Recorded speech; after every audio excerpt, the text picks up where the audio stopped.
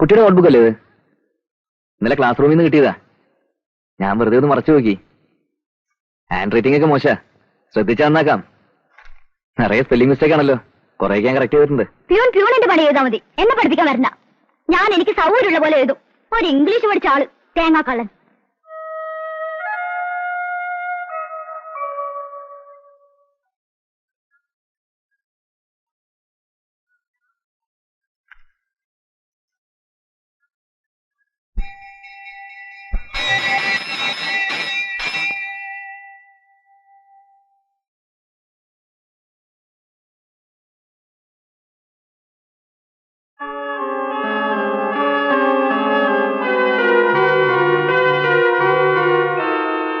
എന്ന് ദേവിയുടെ ദാസൻ. ദാസൻ കള്ളപ്പേരിലാണല്ലോ എഴുതിയിരിക്കുന്നത്. അയാൾ ഇത് എപ്പോഴാ തന്നത്? ക്ലാസ്സിൽ മറന്നു വെച്ച എന്റെ ബുക്ക് അയാൾ തന്നപ്പോ അതിനകത്തുണ്ടായിരുന്നു. ഓ, കൗണ്ടർ. കുഞ്ഞലക്ഷ്മി ഒരു കാര്യം ചെയ്യൂ, ക്ലാസ്സിലേക്ക് പൊക്കോളൂ. വേണ്ടത് എന്താന്ന് വെച്ചാൽ ഞാൻ ചെയ്തോളാം. പിന്നെ കുട്ടി ഇത് വീട്ടിൽ ആരോടും പറയണ്ട. ചേട്ടന്മാരൊക്കെ അറിഞ്ഞ് വെറുതെ എന്തിനാ ഒരു പ്രോബ്ലം, മനസ്സിലായല്ലോ? ഞാൻ പറഞ്ഞത് മറക്കണ്ട. വീട്ടിലാരോടും.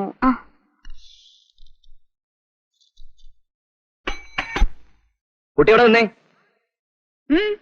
കുട്ടി എന്തിനാ എന്റെ പേര് പ്രിൻസിപ്പാളിനടുത്ത് കംപ്ലൈന്റ് ചെയ്ത്? ഞാൻ നിനക്ക് കത്ത് തന്നോ? താനല്ലേ പിന്നെ ആരാ?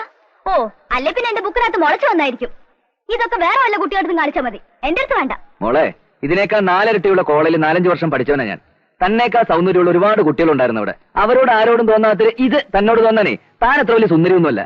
അങ്ങനെ വല്ല വിചാരം മനസ്സിലുണ്ടെങ്കിലേ അത് മോള് കണ്ണാടി നോക്കാത്തതിന്റെ. എടി കൊച്ചേ, എടാ പോടാന്നൊക്കെ വീട്ടിൽ തടി പോലെ 5 ഇല്ലേ, അവർ ചെന്ന് വിളി. നല്ല ചുണയുള്ള ആണുങ്ങൾ ആരെങ്കിലും നിന്നെ കെട്ടട്ടെ. ഇന്നീ കാണിക്കുന്ന അഹങ്കാരത്തിനൊക്കെ അന്ന് നീ പഠിച്ചോളൂ.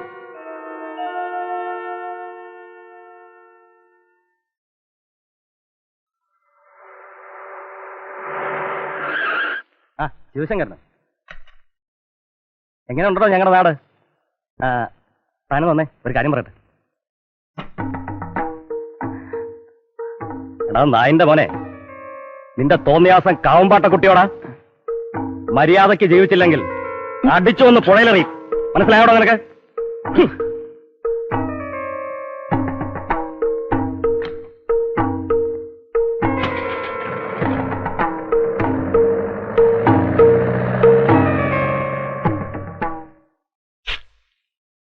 എടാ, കത്ത് കൊടുക്കലും പ്രേമോ കാണുകളാണെങ്കിൽ നേരിട്ട് ചെയ്യണം, അല്ലാതെ കണ്ടവന്റെ ഒക്കെ വാക്ക് കേട്ടൊരുമാതിരി. ചൂടാവല്ലേ മാഷെ, എന്താ പ്രശ്നം? ഉണ്ടായിടോ. നീയല്ലടാ കുഞ്ഞലക്ഷ്മിയുടെ നോട്ട്ബുക്കിനകത്ത് ലെറ്റർ വെച്ചത്. ആണെങ്കിൽ തന്നെ താനാരോ ചോദിക്കാൻ? ചെക്കാന്റെ സ്വഭാവം ചീത്തേക്കരുത്. താനെന്താ പേടിപ്പിക്കുക? നീന്തോ പേടിക്കില്ലേ? ഇതിന്റെ അകത്ത് വന്നിരുന്ന ഒരുമാതിരി പോക്കറ്റ് കാണിക്കണം. എന്റെ സ്റ്റുഡിയോ അകത്ത് എന്നോട് ഇറങ്ങിപ്പോ പറയാം. നീ ആരാടാ? നിന്നെ ഞാൻ എടാ, നിന്റെ കോളേജ് കിടന്നുള്ള ചീപ്പ് ഷൈനിങ് ഉണ്ടല്ലോ, മേലെ ശിവശങ്കരോട് കാണിക്കുന്നത്. നിന്റെ ഷേപ്പ് ഒന്ന് മാറ്റി ഞാൻ. നീയൊക്കെ കൂടിയുടെ ചെക്കനെ വഷളാക്കുന്നത്. നീ വലിയ ജാടൊന്നും ഇറക്കണ്ട. ആന്റപ്പന നീ ശരിക്കും അറിയാഞ്ഞിട്ടാ. വേണ്ടി വന്നാലേ നിന്നെ ഞാൻ ആളെ വെച്ച് തല്ലിക്കും. അത്രക്കാ എന്താടാ പ്രശ്നം? നീയൊക്കെ ഈ നാട്ടുകാരാണെന്ന് പറഞ്ഞ നടന്നിട്ട് എന്താടാ കാര്യം?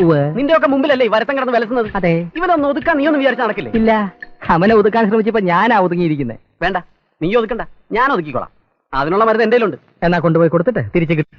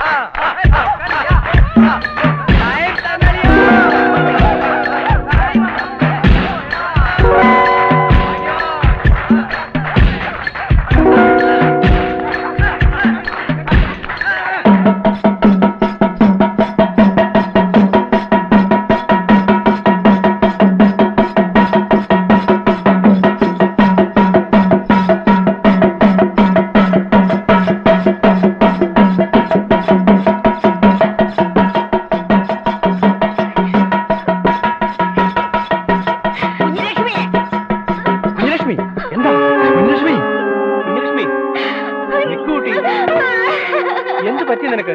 കാര്യം പറ. എന്താ കുട്ടി? കാര്യം എന്താ പറയ്. കുട്ടി? എന്തിനാ കരയണേ? എന്താ? എനിക്കൊന്നും അറിയില്ല ഗോപാലേട്ടാ. ആരോ മനഃപൂർവ്വം ചെയ്ത പണിയത് എന്നെ ദ്രോഹിക്കാൻ. ഇനിയിപ്പോ എന്തൊക്കെ പുക്കാറാ ഇതിനെ ചൊല്ലി ഉണ്ടാവുക? ആ കുറുപ്പന്മാരാണെങ്കിൽ ഒന്നിനും മടിക്കാത്ത കൂട്ടരാ.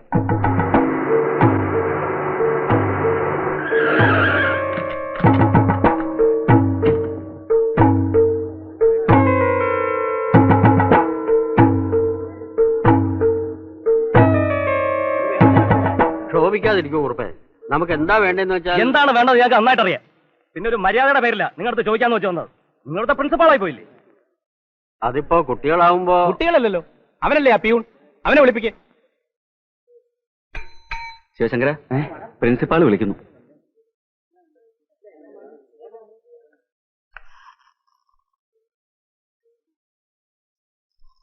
ചോദിക്കും പ്രിൻസിപ്പാളെ. എന്താ ശിവശങ്കര ഇതൊക്കെ? സാർ, ഞാനല്ല ഇത് ചെയ്ത്. എനിക്കിതെ കുറിച്ച് ഒന്നും അറിഞ്ഞൂടാ. നിനക്ക് ഇതിനെ കുറിച്ച് ഒന്നും അറിഞ്ഞൂടല്ലേ? എടാ നീ ഒക്കെ കത്ത് കൊടുത്തില്ലേ? പിന്നെ കാണിച്ചു തരാമെന്ന് പറഞ്ഞ് ഭീഷണിപ്പെടുത്തിയില്ലേ? ഇല്ല, ഞാനല്ല കത്ത് കൊടുത്തത്. മൂത്ത് നോക്കി നുണ പറയുന്നടാ. ഞാനല്ല, നിങ്ങളെ പുന്നാര അനിയത്തിയെ നുണ പറയുന്നത്.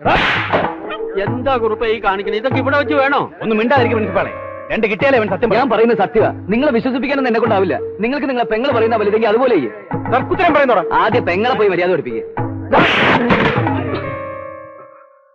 നിങ്ങൾ എല്ലാരും കൂടെ ഇങ്ങനെ തുടങ്ങിയാൽ ഞാനിപ്പോ എന്താ ചെയ്യാ? പ്രിൻസിപ്പാൾ പറയുന്ന പോലെ ചെയ്താൽ മതി. അവനെ പിരിച്ചു വിടണം. പിരിച്ചു വിടുക എന്ന് പറഞ്ഞാൽ അതിന് ചില ലീഗൽ കോംപ്ലിക്കേഷൻസ് ഒക്കെ ഉണ്ട്. അവൻ നിങ്ങളുടെ വീട്ടുവേലക്കാരനൊന്നും അല്ലല്ലോ. അതുകൊണ്ട് ഇനിയും ആ താൻ തോന്നി അവിടെ വെച്ചു വായിക്കണമെന്ന്? വേണ്ട, പിരിച്ചു വിടാം. പക്ഷെ അതിന് മതിയായൊരു കാരണം. അവൻ ആ കോളേജിൽ ഉള്ളിടത്തോളം കാലം കുട്ടി പഠിക്കാൻ പോവില്ല എന്നാ. ഞങ്ങൾക്ക് മുഖ്യ അവളുടെ പഠിപ്പാ. അല്ലെങ്കിൽ പൂട്ടിക്കളയാം. എന്നാ പിന്നെ പൂട്ടല്ലേ നല്ലത്. ഞാൻ എന്റെ അഭിപ്രായം പറയാം. തൽക്കാലം അവനെ ഒരു സസ്പെൻഷനിൽ നിർത്താം. പിന്നെ വേണ്ടതുപോലെ ചെയ്യാം. എന്താ വീരഭദ്രക്കുറിപ്പ് പറയുന്നത്? ഏതായാലും മുത്തശ്ശിയുടെ അഭിപ്രായം ഒന്നറിയട്ടെ. സാർ, ഈ ജോലി കൂടി എനിക്ക് നഷ്ടപ്പെട്ടു എന്ന് കരുതണ്ട. കുറച്ചു കാലത്തേക്ക് ഒരു സസ്പെൻഷൻ. എടോ, ഇതാ വിഡ്ഢിക്കുറുപ്പന്മാരുടെ മനസ്സമാധാനത്തിനാ. നിയമപരമായി അവർക്ക് തന്നെ പിരിച്ചുവിടാൻ സാധിക്കില്ല. നിയമം പറയാൻ തുടങ്ങിയാൽ അവർക്ക് തന്റെ പേരിൽ എന്തെങ്കിലും കള്ളക്കേസ് ഉണ്ടാക്കാവുന്നതേ ഉള്ളൂ. വിദ്യാഭ്യാസം ഇല്ലാത്ത കൂട്ടരാ. അവരുടെ മുൻകോപം വാശിയൊക്കെ മാറുമ്പോ സമാധാനമായി സംസാരിച്ച് കാര്യം പരിഹരിക്കാം. താൻ ധൈര്യമായിട്ട് പോക്കോ.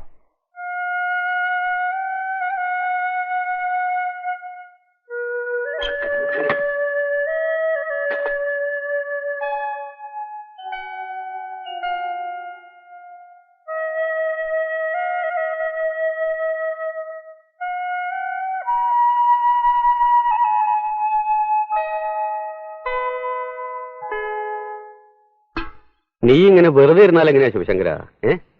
ഏതായാലും കുറുപ്പന്മാര് ഇവിടെ വന്ന് സ്വീകരിച്ച് വിളിച്ചുകൊണ്ട് പോയി നിനക്ക് ജോലി തിരിച്ചു തരാനൊന്നും പോണില്ല. പിന്നെ ഞാൻ എന്താ ചെയ്യേണ്ടത്? തള്ളയൊന്ന് പോയി കാണ്. വീട്ടിലേക്ക് ഞാനില്ല പുണ്യേട്ടാ. ഈ നിലയില് അമ്മയെ ചെന്ന് കാണാൻ വയ്യ. നിന്റെ അമ്മയുടെ കാര്യമല്ല പറഞ്ഞത്. കാവമ്പാട്ട മുതുക്കിത്തള്ള. അവരെ ചെന്ന് കണ്ട് കരഞ്ഞ് കാര്യം പറ. അവര് വരച്ചെടുത്ത് നിൽക്കുന്നവരാ ഈ പാണ്ഡവന്മാര്. ആ തള്ള നിന്റെ കുപ്പിയിൽ ഇറങ്ങിയാൽ നീ രക്ഷപ്പെട്ടു.